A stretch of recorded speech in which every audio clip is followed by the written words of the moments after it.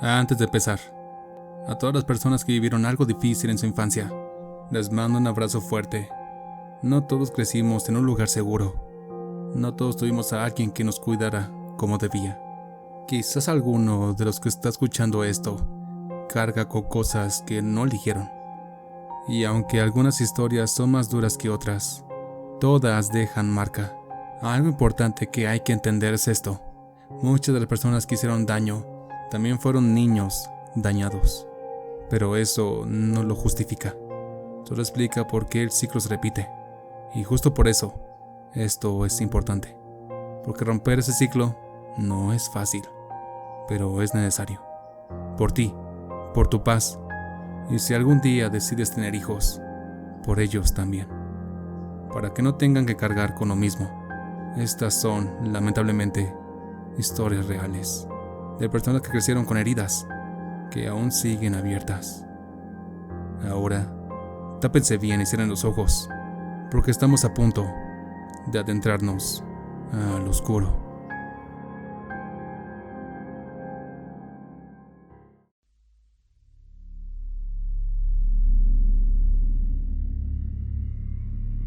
No puedo evitarlo. Cada vez que escucho a alguien reírse cerca de mí, siento que es por mí. No importa si están lejos, si no me están viendo, si no tiene sentido. Mi cabeza lo interpreta igual, como si siempre hubiera algo de qué burlarse. Y sé que suena absurdo, sé que no todo gira alrededor de mí, pero esa sensación no se va, se quedó ahí, desde la escuela. Desde esa época donde las risas sí eran reales, donde no era una idea en mi cabeza. Comentarios, miradas, risas. Y aunque con el tiempo eso terminó, algo de mí se quedó atrapado ahí. Porque ahora, aunque ya no esté en ese lugar, aunque ya no sean esas personas, mi mente sigue reaccionando igual, como si todavía estuviera ahí, como si nunca hubiera salido del todo. Y lo peor es no saber si es real o si ya todo está en mi cabeza. Siempre he escuchado lo mismo, que las madres son lo más sagrado, que una madre siempre ama, que una madre nunca haría daño. Yo no estoy de acuerdo, porque mi madre no fue así. No fue cariñosa, no fue protectora, no fue ese refugio del que todos hablan. Fue todo lo contrario. Crecí entendiendo que no todas las historias son iguales, que no todas las madres cuidan, que algunas lastiman. Y cuando eres niño, no sabes cómo procesarlo, porque todo el mundo te dice que debes quererla, respetarla, agradecerle, pero nadie te enseña qué hacer cuando esa misma persona es la que más daño te causa. Por mucho tiempo pensé que el problema era yo, que algo en mí estaba mal, porque si una madre es lo más puro, entonces el error tenía que ser mío, pero no. Con el tiempo entendí algo que duele aceptar. No todas las madres merecen ese pedestal. Algunas solo dejan heridas.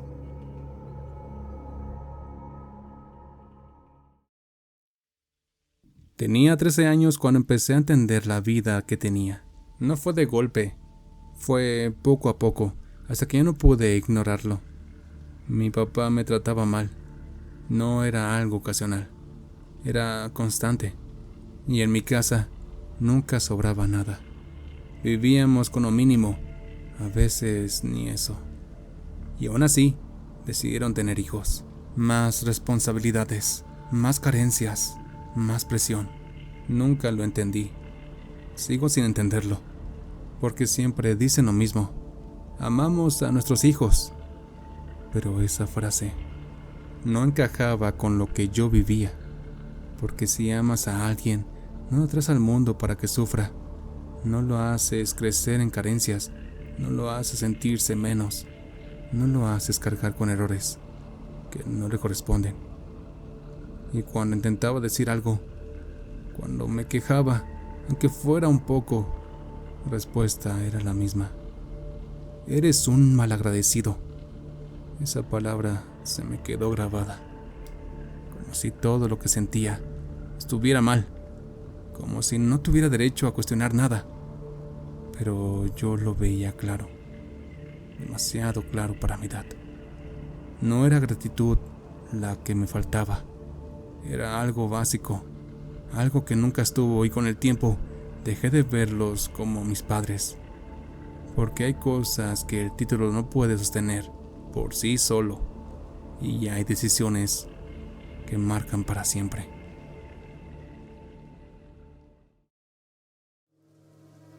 Nunca me sentí querida por mi papá. Siempre fue evidente. Su favorita era mi hermana mayor. A ella le daba todo, la consentía, la escuchaba. Parecía que ella sabía exactamente cómo agradarle, como si lo tuviera completamente de su lado. Yo no, yo era diferente y siempre lo sentí. Recuerdo perfectamente el día en que todo cambió. Iba en primaria. Me regresaron temprano de la escuela. Llegué a mi casa y la puerta no tenía llave. Eso ya era raro. Entré, todo estaba en silencio. Suponía que no había nadie. Mi papá trabajaba todo el día. Mi hermana no debía estar ahí. Pero entonces escuché un ruido. Venía del fondo, del patio. Me dio miedo. Pensé que era alguien que se había metido a la casa. Debía haberme salido. Debí correr, pero no lo hice. Me acerqué. El cuarto de mis papás tenía una ventana que daba al patio, y desde ahí vi algo que nunca debí ver. No entendía completamente lo que estaba pasando, pero sabía que estaba mal, muy mal. No era algo que un niño debería presenciar, no era algo normal. Y en ese momento, algo dentro de mí se rompió. Me quedé paralizada, sin saber qué hacer, sin saber a quién acudir. Solo recuerdo una frase, una voz apresurada, como si todo tuviera que cortarse. Ese día, dejé de ver a mi familia igual. Después de eso empecé a observar, a buscar, a revisar, porque algo no cuadraba, y mientras más buscaba, más cosas encontraba. Cosas que no puedo describir con detalle, pero que solo confirmaban lo que ya sospechaba. Mi papá no era quien aparentaba ser. Para los demás era perfecto, respetado, carismático, ejemplar. Pero yo conocía otra cara y no podía ignorarla. Durante años viví con eso, con el asco, con la confusión, con la culpa, porque no sabía si debía decir algo, si debía enfrentarlo o si debía quedarme callada. Al final me alejé. Hice mi vida lejos. Corté lo necesario para poder seguir. Nunca dejé que se acercara a mi hijo. Nunca. Con el tiempo, hablé con mi madre. Y lo que me dijo terminó de acomodar todo. Su historia, su miedo, las cosas que ella también había vivido. Y entonces entendí algo que duele aceptar. No fue un accidente. No fue algo aislado. Había un patrón, había intención y había silencio, demasiado silencio. Mi hermana también terminó destruida. Durante mucho tiempo intenté ayudarla. Pensé que era otra víctima, pero su dolor tomó otro camino, uno del que ya no pude sacarla. Hoy no sé nada de ella. Y hay preguntas que no se van, que regresan, que pesan. ¿Por qué no hice más? ¿Debí denunciar? ¿Alguien más salió lastimado? No lo sé, y probablemente nunca lo sabré. Lo único que sé es que desde ese día dejé de confiar en todos, y eso es algo que sigo cargando hasta el día de hoy.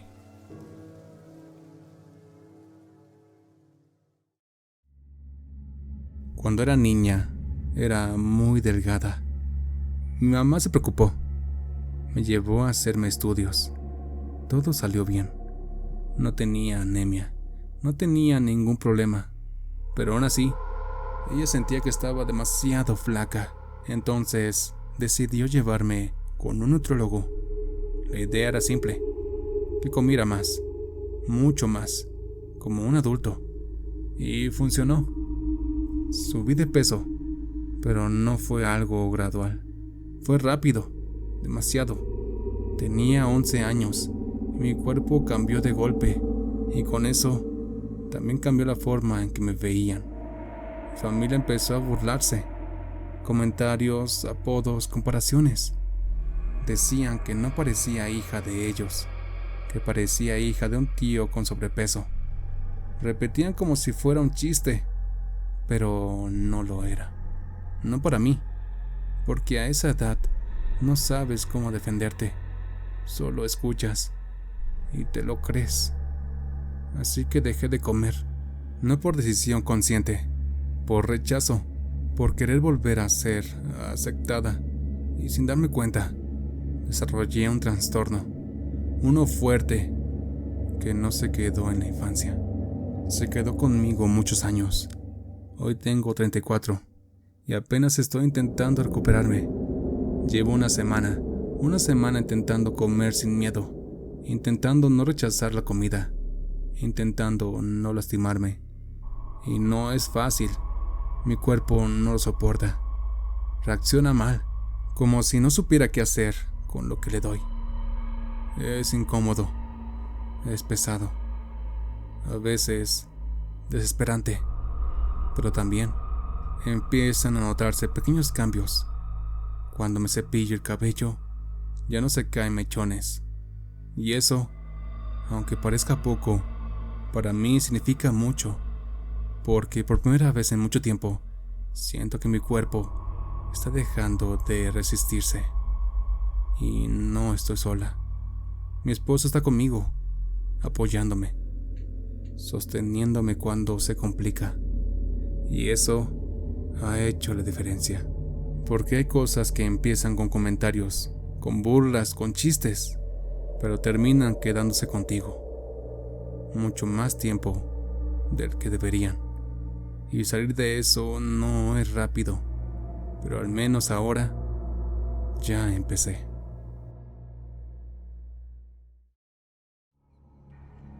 Tenía unos 7 u 8 años. Un día, un compañero me pidió mi cuaderno de inglés. Solo eso, le faltaban apuntes, y yo se lo presté. Cuando mi mamá se enteró, todo se salió de control. No fue un regaño, fue una advertencia, fue violencia, golpes, muchos golpes, hasta dejarme la cara llena de moretones. Recuerdo los colores, verde, morado, y el dolor constante. Incluso rompió un palo de madera golpeándome la espalda. Ese día no terminó ahí. Nunca terminaba ahí. Durante casi 2 semanas fui a la escuela así, con la cara marcada, y tuve que mentir a todos, compañeros, maestros, decir que me había caído por las escaleras, porque ella me obligó a hacerlo, y nadie cuestionó más. Pero no fue una sola vez. Fueron muchas, demasiadas, por cosas pequeñas, por errores mínimos, o simplemente porque tenía un mal día. Recuerdo una vez, después de golpearme, aventó un zapato dentro de mi comida, y aún así me obligó a comerla, otra vez. Me golpeó hasta hacerme sangrar la nariz. Manché un cuaderno, y luego intentó disimularlo, como si nada hubiera pasado, como si se pudiera esconder. También estaban las palabras, que a veces dolían más, insultos, comparaciones. Decía que prefería a otros, que yo no era suficiente, que había sido un error.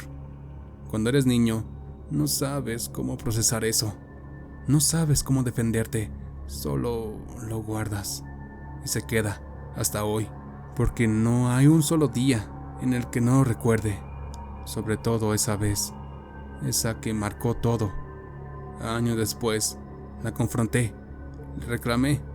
Al principio dijo que no recordaba, después lloró, pero no fue un arrepentimiento real. Nunca pidió perdón, nunca asumió lo que hizo, y eso deja algo abierto, algo que no cierra. Hay días en los que siento enojo, mucho, ganas de que entienda, de que sienta lo que hizo, de que no pueda ignorarlo.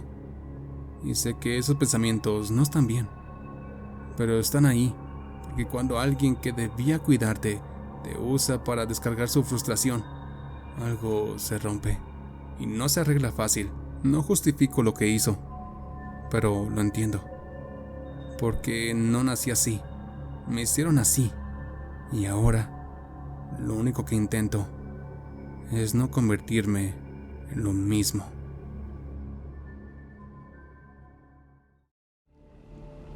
Hay algo que muchas personas saben, pero casi nadie habla, que muchos niños y niñas han pasado por situaciones inapropiadas, muchas veces dentro de su propia familia. Yo también, y no importa si alguien intenta minimizarlo, si dicen que fue leve, si dicen que no fue para tanto. Cuando eres niño, no tienes forma de entenderlo, solo sabes que algo no está bien, que te incomoda, que te confunde, y que no deberías estar pasando por eso. Pero el problema es que casi siempre ocurre en silencio, dentro de casa, con personas que se supone deberían cuidarte, y eso lo hace más difícil, porque no sabes a quién decirle, no sabes si te van a creer, no sabes si tú eres el problema, y entonces te lo guardas. Pasan los años, creces, haces tu vida, pero esa sensación no desaparece del todo, se queda, a veces en forma de incomodidad, a veces como desconfianza, a veces como algo que no puedes explicar, pero que sabes que viene de ahí. Y con el tiempo entiendes algo que duele. No fue algo aislado. No eres el único. Pasa más de lo que debería. Mucho más. Y eso es lo que más pesa.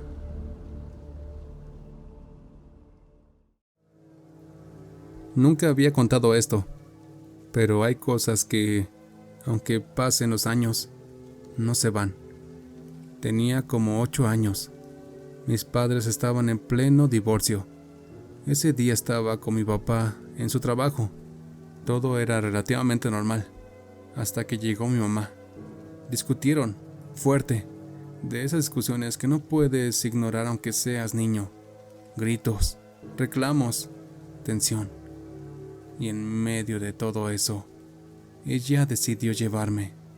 No fue una decisión tranquila, fue a la fuerza. Recuerdo que estaba molesta, muy molesta. Años después entendí que no estaba en sus 5 sentidos. Pero en ese momento, yo solo tenía miedo. Subí al auto y empezó a manejar. Rápido, demasiado.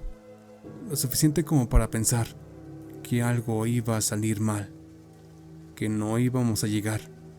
Cuando llegamos a la casa, todo empeoró.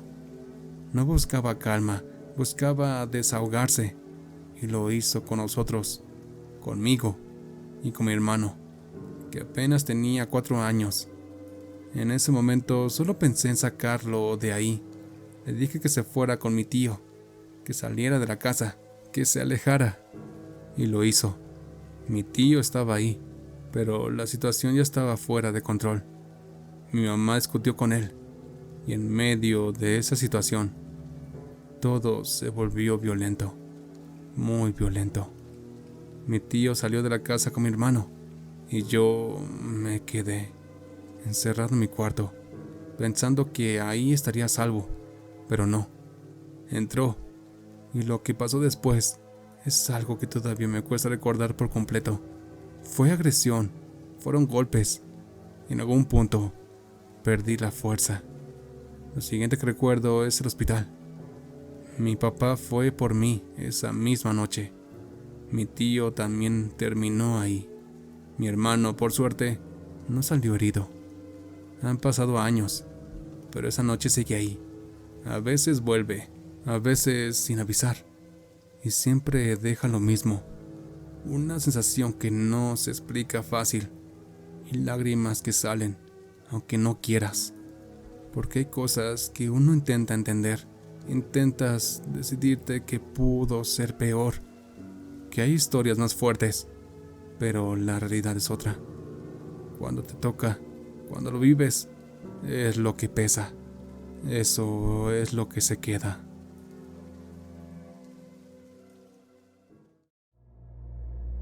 No tuve amigos durante gran parte de mi infancia y adolescencia. Y lo peor es que nunca supe exactamente por qué. Intentaba hablar, acercarme, encajar, pero siempre terminaba igual. Ignorado, descartado, como si no importara, como si no estuviera ahí. Con el tiempo, dejé de intentarlo tanto, porque cansa acercarte y no recibir nada, cansa sentir que siempre ya hay algo en ti, que no es suficiente. Pasaron los años así, solo, viendo cómo los demás hacían amigos, grupos, planes, y yo quedándome fuera, siempre fuera, hasta los 22. Ese fue el punto donde algo cambió. Empecé a mejorar, a trabajar en mí, en cómo hablar, en cómo relacionarme, y poco a poco logré tener amigos. Hoy tengo 3 y me siento mejor, mucho mejor. Pero eso no borra lo anterior, porque la soledad, cuando la vives por tanto tiempo, se queda contigo, se vuelve parte de ti, no se olvida. Por eso, si ves a alguien solo, no lo ignores, no asumas, no te rías, porque no sabes qué está cargando. Y a veces, esa persona solo está esperando algo muy simple, que alguien la vea, que alguien la incluya, que alguien no la deje fuera otra vez. Mi papá siempre tenía algo que decir. Nada bueno, eran insultos, críticas, juicios por todo, por lo que hacía, por cómo me vestía, por cómo me veía. Nada era suficiente, nada estaba bien, y al principio solo escuchas, pero con el tiempo esa voz se queda, se mete en tu cabeza, aunque ya no esté. Hoy ya no me lo dice, pero no importa, porque ahora lo digo yo. Cada vez que quiero hacer algo, ahí está, juzgando, cuestionando, haciéndome dudar. Hay cosas que me gustaría intentar, por ejemplo, ser streamer, jugar, crear contenido, pero en cuanto lo pienso, aparece esa idea. Eso es perder el tiempo. Y no es mi voz, es la suya. Se quedó ahí, como si nunca se hubiera ido. Y aunque desde afuera parezca algo pequeño, no lo es. Porque no se trata de lo que quieres hacer, se trata de sentir que no tienes permiso, ni siquiera para intentarlo. Y eso te va desgastando por dentro.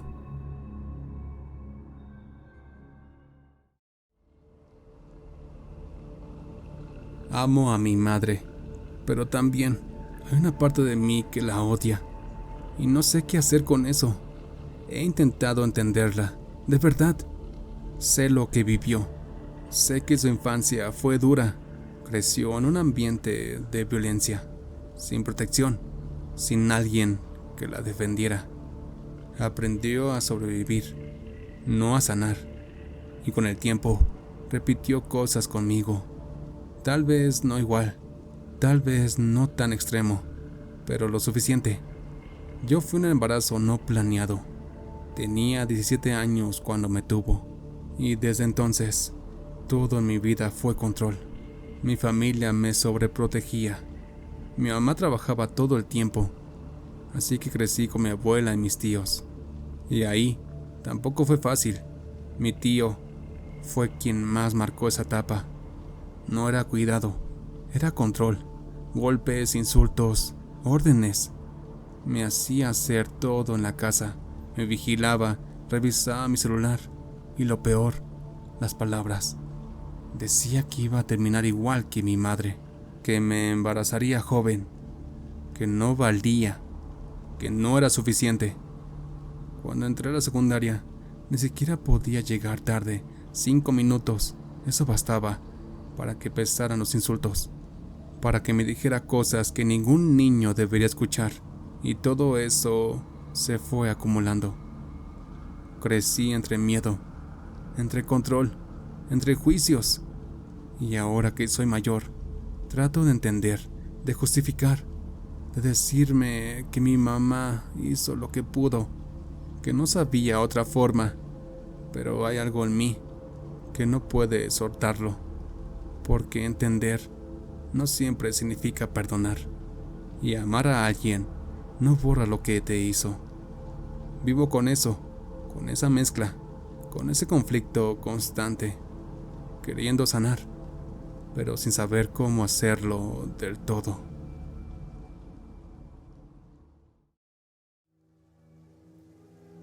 Mis hermanos me golpeaban todos los días. No era ocasional, era diario. Durante años, mis piernas siempre estaban llenas de moretones. No había momento de descanso. Cuando mi mamá salía, ellos aprovechaban. Entre los dos, golpes, humillaciones, y yo, sin poder defenderme. A veces una vecina intervenía. Iba por mí. Me sacaba de ahí. Pero eso no detenía nada. Solo lo pausaba. Mi mamá lo sabía. Veía las marcas, pero nunca dijo nada. Nunca los detuvo. Siempre los prefirió a ellos. Y eso duele más de lo que parece. Porque no solo era la violencia, era el abandono, la indiferencia. Crecí así también en la adolescencia. Nada cambió, solo continuó.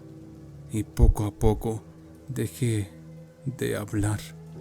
No porque quisiera, porque ya no podía. Me cerré, parecía muda. Y cuando intenté volver a hablar, tartamudeaba, como si mi propia voz también tuviera miedo. Hoy tengo 28 años y no lo he olvidado. No se va, se queda en la mente, en el cuerpo, en la forma en la que ves todo. Nunca tuve amigos, nunca tuve pareja, porque si lo intentaba, me amenazaban, y dejé de intentarlo, porque el miedo terminaba ganando. Lo que más me duele no es solo lo que me hicieron, es que todos lo veían, vecinos, familiares. Las marcas eran visibles, la tristeza también, y aún así, nadie hizo nada, nadie dijo nada. Eso también marca, eso también duele, eso también se queda. Hasta hoy, ellos no hablan del tema, como si nunca hubiera pasado, y mi madre sigue igual, prefiriéndolos, como siempre. Y hay pensamientos que vienen desde muy joven, desde los 12, pensamientos oscuros, de rendirse, de no seguir. Y aunque sigo aquí, hay cosas que nunca se van, porque cuando la violencia dura tanto, no solo te lastima en el momento, te acompaña toda la maldita vida.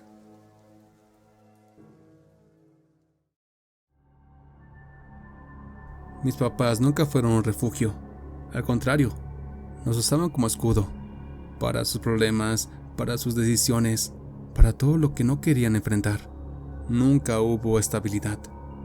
Íbamos de un lugar a otro, arrimados donde se pudiera, sin un espacio propio, sin sentir que pertenecíamos a algún lado. Crecimos solos, aprendiendo a resolver, a aguantar, a no esperar demasiado, porque simplemente no había de dónde. Y ahora que ya son grandes, quieren algo que nunca dieron: cariño, atención, cercanía. Pero no me sale.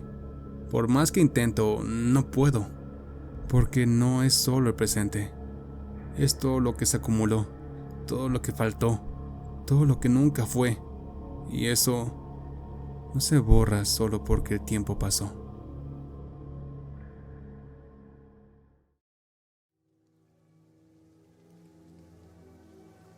Tuve una infancia difícil. Mi papá era violento. Le pegaba a mi madre. Era celoso. No daba dinero para la casa. Había días en los que no alcanzaba ni para comer. Tomaba. Y cuando se le pasaba, no se calmaba. Al contrario, acusaba a mi madre. La señalaba. Decía cosas que no tenían sentido, como si todo fuera culpa de ella. Y aún así, le quitaba el dinero que ella ganaba. Era un ciclo constante. Violencia, control, miedo. Yo era niña y lo vivía todo. Recuerdo sentir miedo, mucho miedo. Ese tipo de miedo que no sabes cómo explicar, pero no te deja tranquila ni un solo día. Desde ahí, me prometí algo. Nunca permitiría a alguien así en mi vida. Que no repetiría esa historia. Pero el miedo no se va tan fácil. Creces y aunque ya no estás ahí, algo dentro de ti sigue alerta, desconfiando, esperando lo peor. Y sin darte cuenta, empieza a afectar. En mi caso, no he logrado tener pareja. No porque no quiera, sino porque algo en mí no lo permite del todo. Como si estuviera protegiéndome, como si dijera, mejor no.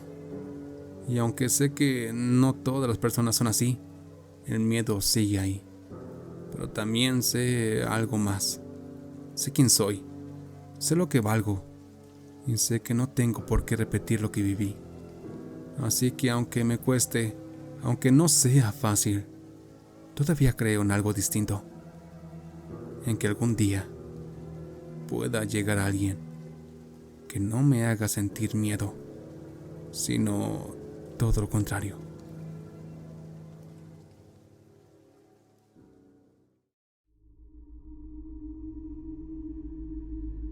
De niña, era gordita. Tenía resistencia a la insulina, pero en mi casa eso no importaba. Lo único que veían era mi cuerpo. Mis tíos siempre tenían algo que decir. Apodos, burlas, ni siquiera esperaban. Era verme y empezar, como si fuera algo normal, como si no doliera. Intentaban corregirme. Me llevaban cosas para hacer ejercicio. Me hacía sentir que había algo mal en mí, que debía arreglar. Mi abuelita también. Me compraba fajas, me hacía hacer ejercicios para que se me marcara la cintura, para que se me quitara la panza. Y poco a poco dejé de verme como una niña. Empecé a verme como un problema. A los 13 años, todo se volvió peor. Ahí empezó la obsesión. Dietas, restricciones, castigar mi cuerpo por no ser como los demás querían. Y eso no se quedó en la adolescencia. Siguió hasta hoy, en mis 20s. Sigo con esa idea en la cabeza. La de no volver a ser gorda, nunca. Pero vivir así también es horrible. Porque, aunque ahora esté delgada, no me siento suficiente. No me siento bien. Sigo viendo defectos. Sigo sintiendo lo mismo. Y eso es lo que más me pesa. Darte cuenta de que el problema nunca fue tu cuerpo, sino todo lo que te hicieron creer sobre él.